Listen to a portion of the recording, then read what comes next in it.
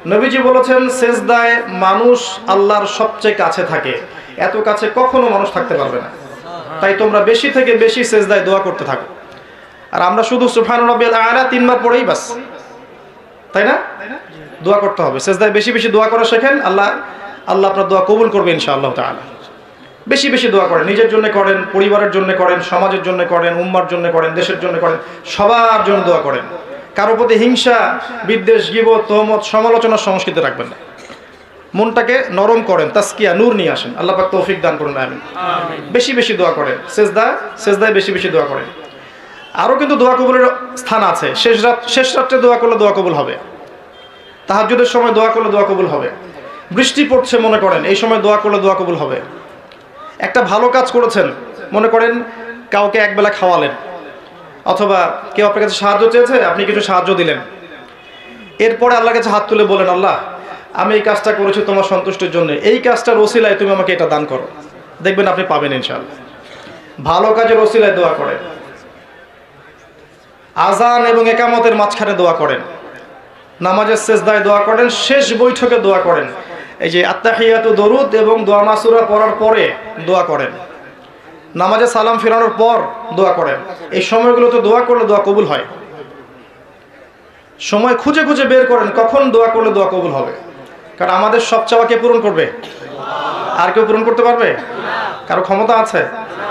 আল্লাহর কাছে চাইতে শিখুন, আল্লাহ পাক তৌফিক দান করুন।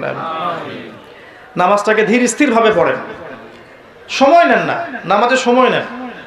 আমরা পৃথিবীতে কেন আসছি ভাই? ওয়ামা খালাকতুল জিন্না ওয়াল ইনসা ইল্লা লিয়াবুদুন। আমি জিন আর মানুষকে সৃষ্টি করেছি শুধুমাত্র কি জন্য? আমার ইবাদত করার জন্য। ইবাদত মানে শুধু এই জিকির, নামাজ, তেলাওয়াত এগুলোই নয়, পুরো জীবনের সব কাজই ইবাদত। কিন্তু নামাজটা বেশি ইম্পর্টেন্ট, কারণ প্রথম হিসাব কিসে নেওয়া হবে? নামাজে। এই নামাজে তাড়াহুড়া করলে অন্য বিষয়গুলো টিকবে না। এরপরে আপনি বেশি বেশি সুন্নত নামাজ পড়ার চেষ্টা করেন, নফল নামাজ পড়ার চেষ্টা করেন। যদি পারেন, আল্লাহ যদি তৌফিক দেয়, আল্লাহ আমাকে তৌফিক দেয়, আপনাকে তৌফিক দেয়, তাহাজ্জুদের সময় অন্তত 2 রাকাত নামাজ পড়ার চেষ্টা করেন। এই সময় আপনি যা চাবেন আল্লাহর কাছে আল্লাহ পাক তাই দিবেন ইনশাআল্লাহ। আল্লাহর নবী বলেছেন সাল্লাল্লাহু আলাইহি ওয়াসাল্লাম, আল্লাহ পাক রাতের শেষ অংশে প্রথম আকাশের কাছাকাছি আসেন, নিকটবর্তী হন। কিভাবে আসেন সেটা আল্লাহ ভালো জানেন, আমরা জানি না। এবং আহ্বান করতে থাকেন, কে আছো আমার কাছে কিছু চাইবে আমি তোমাকে দিব, কে আছো আমার কাছে ক্ষমা চাইবে আমি ক্ষমা করে দেব, কে আছো আমাকে ডাকবে আমি তোমার ডাকে সাড়া দিব। এভাবে ফজর পর্যন্ত আল্লাহ বলতে থাকেন। আর আমরা কি করি? ওই সময় অনলাইনে টেপাটেপি করতে থাকি, তাই না ভাই? অনলাইনে সময় দিতে থাকি। আল্লাহ পাক আমাদেরকে বোঝার তৌফিক দান করুন, এই সময়গুলো খুঁজে খুঁজে বের করে আল্লাহকে ডাকার তৌফিক দান করুন। এরপরে আছে কি? সওম। রমজান মাসে সওম, রমজান মাসে সওম রাখতে হবে। আমরা অনেকেই এখন সওম রাখি না। আমরা জানি যে সওমটা ফরজ, কিন্তু অনেকেই সওম রাখি না। অজুহাত দেই, ক্ষুধা লাগবে, কষ্ট হবে, বা পরিবারের মানুষ সওম রাখতে চাইলে আমরা বলি থাক, দরকার নেই, বড় হলে রাখবে। না, সওম রাখতে হবে। এটার সায়েন্টিফিক, বৈজ্ঞানিক উপকারিতাও আছে। রোজা রাখলে আপনি ফিজিক্যালি ভালো থাকবেন। মাঝে মাঝে যখন রোজা রাখবেন, সোমবারে, বৃহস্পতিবারে, মাসে 3 দিন, আপনি শারীরিকভাবে ভালো থাকবেন, ফিজিক্যালি ফিট থাকবেন। আর আপনি গরিবের ক্ষুধার কষ্ট অনুভব করতে পারবেন। যখন আপনি ক্ষুধার্ত থাকবেন, খাবার পানিও ছেড়ে দিবেন, আল্লাহর হারামগুলো ছেড়ে দিবেন, তখন হৃদয়ের মধ্যে নূর আসবে, তাসকিয়া আসবে ইনশাআল্লাহ। নূরের কথা বলেছি অনেকদিন, যে বেশি বেশি কোরআন তেলাওয়াত করলে কলবে নূর আসে, বেশি বেশি নামাজ পড়বেন, নফল নামাজ পড়বেন, কলবে নূর আসবে। বেশি থেকে বেশি আল্লাহর জিকির করেন, আল্লাহর কাছে দোয়া করেন, কলবে নূর আসবে ইনশাআল্লাহ, আত্মশুদ্ধি অর্জন হবে।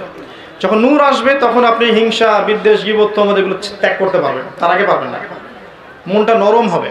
এবং বেশি বেশি মওতের চিন্তা করলে, কবরের চিন্তা করলে, পরকালের চিন্তা করলে কলবে নূর আসে। এই কাজগুলো খুব ইম্পর্টেন্ট। রোজা যে বেশি বেশি রাখবে তার হৃদয়ের মধ্যে নূর আসবে ইনশাআল্লাহ। আল্লাহ পাক আমাদেরকে রমাদানের সওম, আগামী রমাদান পর্যন্ত আল্লাহ আমাদেরকে বাঁচিয়ে রাখুন এবং রমাদানের সওমগুলো ঠিকঠাক মতো আদায় করার তৌফিক এনায়েত করুন। এছাড়াও রমজান মাসে কোরআন নাজিল হয়েছে, ওই কোরআনের হকটা আদায় করতে হবে। হকটা কি? 1 নাম্বার কোরআন তেলাওয়াত শেখা, কোরআনের অনুবাদ শেখা, কোরআনের ভাষাটা শেখা, কোরআনের তাফসিরগুলো পড়া, এর আদেশ নিষেধগুলো মেনে চলা, কোরআনের শিক্ষা মানুষকে শেখানো, এগুলোর হক। ওই রমজানে আছে তাহাজ্জুদ, আছে না? তারাবি, তাহাজ্জুদ, ইফতার করানো, এগুলো সংস্কৃতি আছে। এগুলোকে এনজয় করবেন, ভালোবেসে এগুলো করবেন, বিরক্ত হয়ে করবেন না, ভালোবেসে করবেন, দেখবেন ভালো লাগছে। এবং রমজান মাস চলে গেলে আপনার কষ্ট লাগবে। সবাই ঈদের আনন্দ করবে, আনন্দ সবাই করবে, কিন্তু যারা মুত্তাকি আল্লাহর প্রিয় বান্দা দেখবেন রমাদান চলে গেলে চোখ দিয়ে পানি পড়তে থাকে। এত সুন্দর একটা মাস ছিল, গুনাহ মাফের একটা মাস ছিল, চলে গেল। তো রমাদানের সওম রাখেন। আর সর্বশেষটা কি? হজ। সামর্থ্য হলে আপনি হজ করবেন। হজ করবেন আল্লাহকে সন্তুষ্ট করার জন্য। হজ করলে মানুষ হাজি বলবে, মানুষ আমাকে অনেক সম্মান দিবে, পদমর্যাদা দেবে, এই জন্য হজ করবেন না। হজ হবে ইব্রাহিমী চেতনায়। ওখানে গিয়ে যখন আপনি তাওয়াফ করবেন তখন ইব্রাহিম আলাইহিস সালামের কথা মনে করতে হবে। তিনি আর তার ছেলে মিলে কাবা ঘর তৈরি করেছিলেন। যখন সাফা মারওয়া সাই করবেন তখন ওই হাজরা আলাইহিস সালামের সেই ত্যাগ, সেই হৃদয় বিদারক ঘটনা মনে করতে হবে, যে কিভাবে বাচ্চাকে পানি পান করানোর জন্য তিনি ছুটে গেছেন, একবার এই পাহাড় একবার এই পাহাড়। ফিল করতে হয়। আরাফার মাঠে যখন যাব, কিয়ামতের মাঠটাকে চিন্তা করতে হবে। যখন আপনি রাসূল সাল্লাল্লাহু আলাইহি ওয়াসাল্লামের রওজায় যাবেন জিয়ারত করতে, এটা হজের অংশ নয়, পরে হয়তো যাবেন, তখন আপনি নবীর সামনে দাঁড়িয়ে যখন সালাম দিবেন, চিন্তা করবেন যে আপনি নবীর দ্বীনের জন্য কি করলেন আজ পর্যন্ত। ভিতর থেকে ইবাদতগুলোকে ফিল করতে হয়। সালাত, সিয়াম, হজ, যাকাতকে ভিতর থেকে অনুভব করতে হয়, তখন দেখবেন ইবাদতে আপনি স্বাদ পাচ্ছেন। এই 5টা মূলনীতি ইসলামের, এই মূলনীতিগুলো আমরা মেনে চলব, আমাদের পরিবারকে মানাবো ইনশাল্লাহ। আমরা সাধ্যমতো আমাদের সেক্টর ইসলামের এই মূলনীতিগুলোকে, দাওয়াতগুলো প্রচার করব, মানুষকে আল্লাহর পথে ডাকবো, মধ্যম পন্থায়, শৈথিল্যতাবাদী না হয় এবং চরমপন্থী না হয়, এবং মানুষের ভালো কামনা করব। কারো প্রতি হিংসা, বিদ্বেষ, রিয়া, অহংকার, এই বিষয়গুলো রেখে মানুষকে আল্লাহর পথে ডাকা যায় না। সবার জন্যে কল্যাণকামী হয়ে মনটাকে বড় করে মানুষকে আল্লাহর দ্বীনের দিকে ডাকলে পরে দেখবেন দ্বীন ইসলাম ইনশাল্লাহ